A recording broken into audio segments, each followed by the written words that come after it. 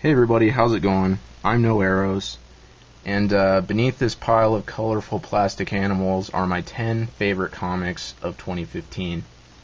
And the reason for these animals is because I've got I've got them all piled up here, and I'm gonna go in descending order, 10 to 1, and number 10's on top here, and I didn't want you to see it just yet. And so yeah, just a bit about my criteria before I get into this.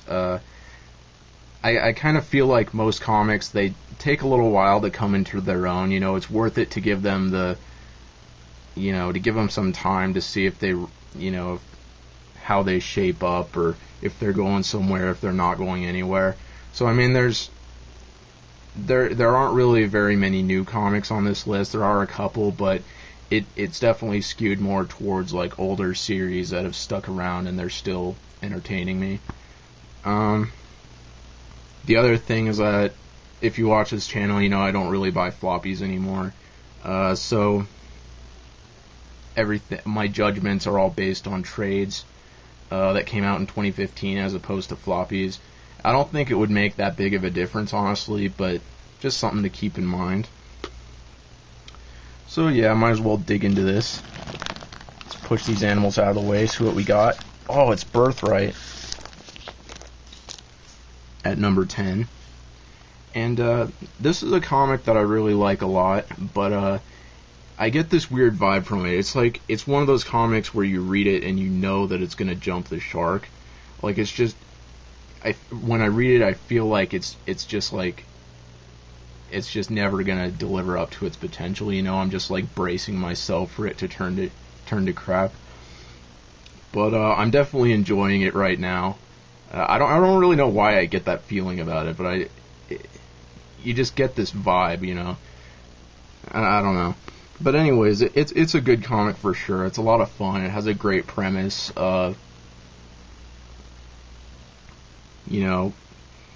It's well paced. There's a lot of potential here for sure, and it's still fairly young, but so far it's entertaining me for sure. It's very good for the time being, and I hope it continues to stay good.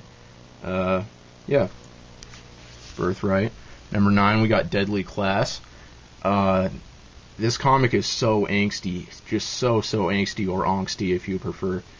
But I like that. It's done well. Usually I can take or leave the angst, but Remender does a really good job with it. And given the fact that the lead character is, an angsty teenager, he's very well written, and it's a very dark comic, a very intense comic, and if you haven't checked this one out yet, definitely pick it up. I think it's the best book that Remender's ever written, maybe. Number 8, Terror Assaulter Omlot, One-Man War on Terror, by Ben Marra.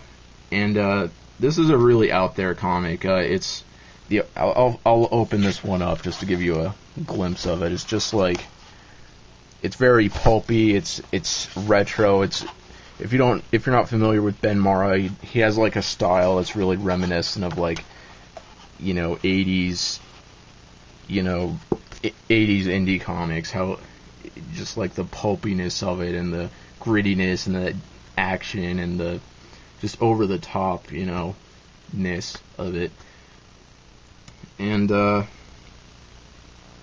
yeah, it's a funny comic. It's hilarious. This is the funniest comic I read all year. But it's also interesting. Like, there's a lot to think about too, which might surprise you. And yeah, just a really good comic. I enjoyed this one a lot. I definitely say give it a shot. Number 7, Space Dumplings by Craig Thompson. This comes out from Scholastic. Scholastic, an underrated publisher for sure. They're like up there. They're one of the creams of the crop when it comes to kids comics today. All kinds of good stuff coming out from them all the time. And this one just really does it for me. I mean, I like sci-fi, of course, and I like when Craig Thompson gets to, I mean, he's good at a lot of different things, but I like when he gets to draw like out there characters, really cartoony stuff, when he gets to just go crazy with details and just, yeah, when he gets to be really Nick Magazine-y. What am I on, 6? Yeah, this must be 6. Number 6 is Invisible Republic, and this is a new comic this year, and I just feel like this, if I already reviewed this, so you might want to look into my other video if you want me to go into significant detail with this comic, but I just feel like this book has so much potential. It's so well written, just like it's so well thought out. Everything in it, just from issue 1, it's kind of the opposite of Birthright. Like with this one, I feel like Gabriel Hardman definitely knows where he's going with it. I feel like the potential will be delivered on. Like, I feel very confident that this is a comic that knows what it wants to be, knows where it's going, and in 2016, I definitely look forward to seeing where it does go and beyond. Then we're in the top 5 now. Number 5 is The Fade Out by Ed Brubaker, Sean Phillips. One of the great power duos in comics history, for sure. This is just such a good comic. You know, whenever you get these two guys together, you end up with something good. But and sometimes you end up with something great, and I feel like this one is something great. This comic actually ended recently. The 12th and final issue came out like last week, I think, or sometime in the past month. And I haven't read it yet, waiting on the 3rd trade still, but yeah, it's really tightly paced. You know, if you've ever read Brubaker and Phillips, I mean, you pretty much know what to expect. It's just a great suspense comic, you know, very pulpy, very noir-y. It plays well to their strengths. Number 4, Revival. This one has been around since 2012, and it is still solid, you know. I mean, like every trade I pick up of this series, like I kind of am worried, like I expect it to disappoint me, and it never does. I mean, this has been one of my favorite comics out for a long time, and it's just still so great. I mean, the plotting's so great, the characters are so great, there's just so much there's such a strong emotional core. You care so deeply about Dana and M. Just some great moments throughout, you know, and recently the plot's just been, you know, blowing my mind. There's just great reveals. The comic is winding down, sort of getting to that stage where there's the reveals are coming out, and yeah, this is one that's going to be great in 2016 for sure. And yep, on to number 3, Southern Bastards. This one I wasn't too sure about. This is volume 2 here. Volume 1 I wasn't too sure, like, I'll avoid spoiling it, but like the way that volume ended, it made me question the future of this comic.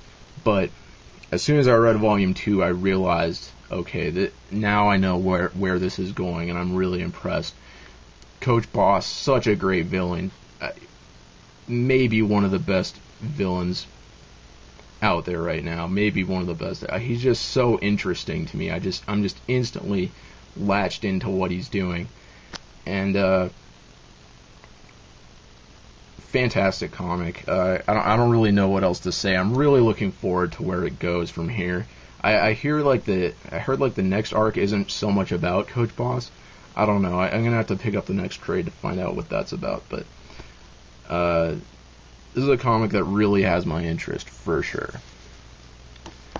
Number 2, Chew. This is one that's been up and down for me, but this past year has been so good. I mean, as the series is winding down, like Revival, it's winding down, things are really starting to heat up, and just some amazing moments this past year. I mean, this has just been the year of Chew, almost. Just in terms of, you know, great plot, you know, plot advancements, whatever you can ask for. This one is ending soon, and 2016 is going to be a good year for Chew as well. So definitely looking forward to seeing where this one goes. And number 1 might not be a huge surprise if you saw my glowing review of it, but Witches.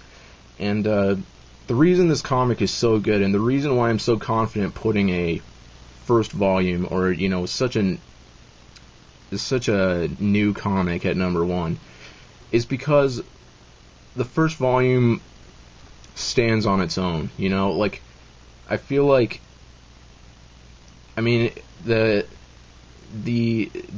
story's gonna restart again. Not restart, but Snyder's picking Witches back up in 2016, and he, even if like the next arc just fails to deliver, even if the comic is just complete shit from here on out, which I can't really see happening, but even if it is, I mean, this volume stands on its own. It's a standalone volume almost, where you can just read it and it's just a complete story taken on its own, and it's just such a great story too. I mean, this is one of the classic first volumes ever, or one of the best first arcs ever, like hands down for me.